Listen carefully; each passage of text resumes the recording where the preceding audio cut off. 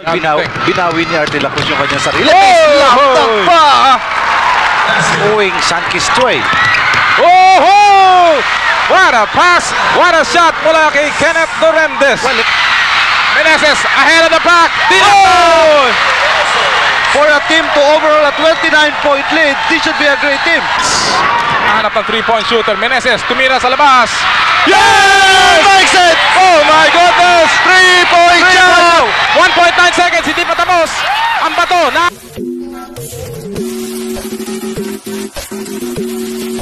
Walang magdudumi na halos doon sa semifinal round. Bad news yan for Sankis. Referees. Dahil naka 3-point shot itong mamang ito. Pumukol na naman. Boom! Patay na naman. Well, 0 out of 7 coming from the Angels. Si Balingit, isa rin sa factor ng Sankis Orange Juicers. Kaya somehow hindi sila pumasok dito. Kasi si another 8 puntos na dito sa larong ito. Pumasok sa loob. Tinrap pass kay Asaytono. Kinaliwa na Asaytono. Pumasok. May kasama pang foul. Well, ito yung hino-hope ni Coach Norman Black. 6 at kalahati po na nalabi sa ating first quarter. Duremdes, one-handed move. It will trickle in. Para sa Sankis Orange Juicers. Well, with the presence of Alvarez and Asaytono na magkasabay, kailangan ingatan nila kanilang turnovers between the two players. Nag-a-average sila 7.5 turnovers. Para sa San Miguel Beer, narito si Bong Alvarez. Tatangkayin pumasok sa loob. Asaytono! Pinamagit natin, times 2 aggressiveness ni Nelson Asaytono. Yung by nature, aggressive siya. Plus itong factor na dating kupunan niya kanyang kalaban. Gusting lamang ang offense-oriented dito. Pero siya pa yung nagpasa sa pagkakataon niya. Pero binawi kaagad ni Dabul. Naghahanap pa sila up to now. Si Berhel Meneses nahihiya ng tumira. Finally, yung kanyang 2 puntos sa quarter na ito, nakakuha niya rin. Well, kailangan ni Meneses gumawa ng puntos dito. Ang average. Para sa tapikan, Alvarez, nauna kay Victoria. Ang harapin niya si Meneses, binigay na lang kay Asaytono. At 18 na po ang abante ng San Miguel Beer. Titigil ito't magsisit. Parang kinuha sa bata yung bola. At si Kaidik, 3 na naman! Napasuntok pa sa ere. At Alan Kaidik going 3 out of 3 ngayong first half of play. Namimintis ngayong laro na ito, going 3 out of 3. Ito, malapit-lapit. Doon pa kaya. Alan Kaidik, 17 puntos na po. They're on top by 25 points. Yes, 25 mga kaibigan. Harapan niya si Arte Lacruz. Papasok sa gitna, tumira pabanda. 5 points para kay Berhel Meneses and he has to get going kung gusto niyang makabalik itong komponan niya dito. Yung Polístico nasa labas. Ngayon si Alan Kaidik, turn around, pasok. Oo, at talagang namintis ang isa, binawi kaagad ni Alan Kaidik. 50 remaining in this third quarter. Meneses goes baseline all the way to the basket. Pinabanggit natin, mas gugustuhin pa nito na isang legitimate defensive man ang nasa harapan niya. Bante, they know that if they can protect this lead sufficiently enough, pero ito si Meneses, may ibang bagay sa kanyang utak. Well, ngayon nga sa pagkakataon nito, ngayon ko naaalala yung kawalan nitong si binawi ni Arte Lacruz yung kanyang sarili. Lamtang pa! May kasama pang foul. Sumapit daw si Zaldi Relubit at si Asaytono talagang galit na galit dito sa larong ito. Panoorin mo to. Binabanggit natin kanina times 2, mukhang times 4 ang intensity nitong mamang ito. Naku! Lagitik ang slam dunk. May foul pa. Yes, nabitawan pa ang bola. Only 3 seconds sa kanila shot clock. Nabitawan din ni Relubit. Outlet pass kay Dick, isang fake. Napakasimple ng basketball. Ay, yan ang binabanggit natin na experience itong si Alan Kaidik. 2 yung bantay, may isa sa load na po after that during that last break. Alan Kaidik, fall away jumper, sweet shot mula kay Alan Kaidik. Napaka-sweet talaga, napatawa itong si Alan Kaidik. Alan Kaidik nakalusot na naman, yung ginawa pang reverse. Pinahira pa at 3 ang dinaanan na defensive man. Ang last line of defense si Morelos. Aba, magkapareho sila ng eskwelahan. Pag galing ka sa injuries, pinapaboran mo. Ito si Alan niya, kita mo, wala na pinapaboran. Makaliwa, makanan yung kanyang paa. Favorite shot niya. Pocket. Narito si Duremdes, challenge ni Bong Alvarez, baksak si Duremdes.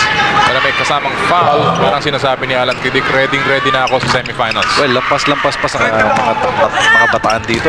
Lahat ng ipasok niya talagang umi-score. Well, Meneses now picking up his points, 12 points. Para kay Berhel Meneses na... Yung breaks going Sankis Choi. Oh! What a pass! What a shot mula kay Kenneth Duremdes. Well, ito yung mamang hinahanap natin kanina pa. At ito, nagdi-deliver nga po ito ng mga puno. Nagtira niyan. Actually, mahirap na tira. Ito. Ang tulis ng pasa. Look at him. Shifting the ball. Finger roll pa, partner. Off. Ngayon, apektado na sila. At hindi na sila nakakascore. As you see, dito sa aming graphics, 3 minuto na. 15 lamang ito at malayo pa pong oras natin. Meneses, pumasok sa loob. At eto na, nakakita na ng hagdanan itong si Aerial Voyager natin. Kaitik ngayon, Vic, pumasok sa loob.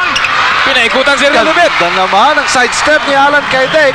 At ito talagang dulas ni Alan Kaidik. Pero ito na naman si Doremdes. Siya naman ang nag-sidestep. Ay, ang hirap nito. Looking for a foul si Doremdes. Nabayo nga naman siya sa ulo. 6 minutes and 32. Tapos dito, Rado, 4.5 remaining in this ball game. Just an 8-point lead. Kaidik kinaliwa, pumasok. And Alan Kaidik picking up his 29th point. It goes. Ayan, parang if it rains, it pours. Ay, pumasok pa. Pag sineswerte ka nga naman, Kenneth Doremdes now beginning to wax hot. 19 points.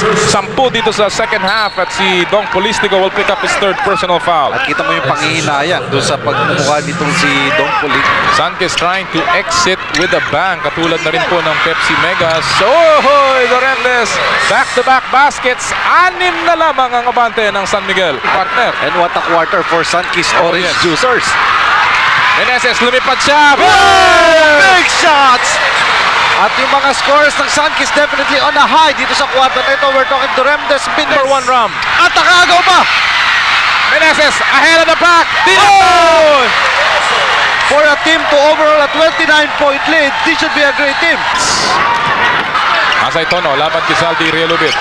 1-on-1, spin move, isang fake, naiwanan, yes! Yun, What a move!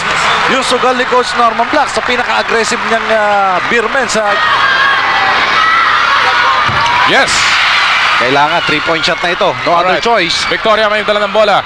Naghahanap ng 3-point shooter. Meneses, tumira sa labas. Yes! Makes it! Oh my goodness! 3-point shot! 1.9 seconds, hindi pa tapos. Ang bato, naagaw ni Victoria. Correntes puts it up. Almost! And what a ball game! We're going to overtime! 9 seconds. Alam mo, ito yung ginawa niya nung championship nila. Tama ka. Ng Alaska. Fully Watch covered that. by Dick Nadice. Straight and through the Aerial Voyagers. All Sending net. it to overtime. And what a game this has been. Lahat po nakita na natin dito except a finish. Watch this again. You want money, man?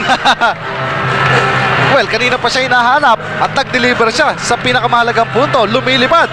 Kita nyo, yan din ang nararamdaman ng Sunkist. 5 more minutes to decide this ball game. Magbabalik po kami makalipas ang ilang paalala. Tony Berhel Meneses. Makalwa yun, sinigurado niya. Lamang ang Sunkist ng kabiyak. Nakagaw ni Meneses and he gets away. De La Cruz na lamang. Binigay kay Doremdes. Ang kombinasyon na ito, ang pagtakbo ni Meneses at Doremdes, ito ang nakakasakit ngayon. Na magdala ng bola para sa San Miguel Pier. Tama ka, actually si Boybis kaya lang pinasok for the possible 3-point shot. Si Alan taking charge, naagawan siya. Ganun kabilis bumawi itong si Alan Kaidik.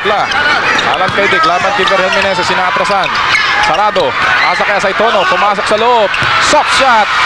At tapla ulit tayo, 109 all. This is our 7th deadlock of the game. Sa kanilang only overtime game. So Sunkist has a good history from in the overtime period. Samantala si Kenneth Doremdes very confidently taking that shot. 27 points. 54 seconds remaining in the ball game. Alan Kaidik, naatrasan na naman si Meneses. Pumagit na, kinaliwa, tabla na naman. 1-1-1. 1-1-1. At sabi ni Coach Pumaren, importante to. They've got 10. Kaidik pumasok sa loob, maiksi, tapikan. Kaidik pa rin ang nakakuha. One more time, yes! Yes! May kasama pang foul and what a call, what a shot! Si Kaidik naman ngayon ang may pagkakataon para sa isang 3-point play. 35 puntos na po si Triggerman. And a very important 3-point play coming up. At nabuo niya. Seconds remaining, Meneses. Tumira na naman ng 3. Wala this time. At si Pumaren will come out of it. Well, they wanted to get all the marbles with one shot. I do it para dito sa the insurance free throw. Pero gallant stand para sa Sunkist Orange Juicers. Definitely. 29 points down.